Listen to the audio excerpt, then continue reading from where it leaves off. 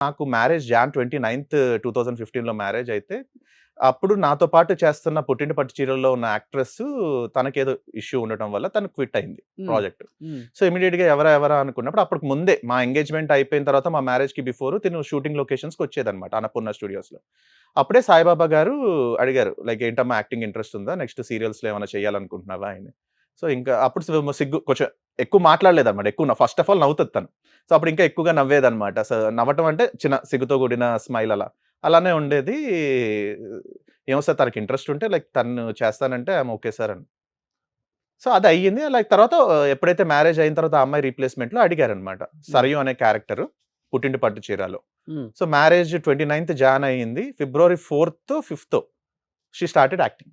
Okay. Actually మేము honeymoon ఎళ్ళాలి. Actually honeymoon కోసం అని చెప్పి బ్రేక్ తీసుకున్నాము. అన్‌ఫార్చునేట్‌లీ వాళ్ళ తాతగారు హార్ట్ సర్జరీలో ఇది స్టంట్ వేసినప్పుడు కొంచెం ఫెయిల్ అయిందన్నమాట.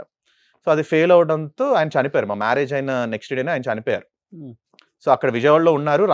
పెళ్ళికి కూడా రాలేని పరిస్థితిలో ఉన్నారు. అది చాలా ఒక డ్రమాటిక్ సిట్యుయేషన్ అన్నమాట. హ్మ్.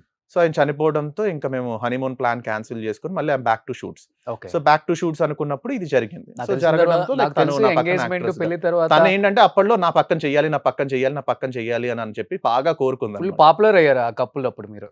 ఆ సీరియల్ అప్పుడు. ఆ! ఆ! పర్లేదు. ఆ టైంలో like we are good pair. ఎందుకంటే పెళ్ళికి ముందు కాదు. పెళ్లి తర్వాత యాక్సెప్ట్ చేసి సీరియల్స్‌లో యాక్ట్ చేయని చెప్పిన హస్బెండ్ మీరొక్కళ్ళే అప్పుడు.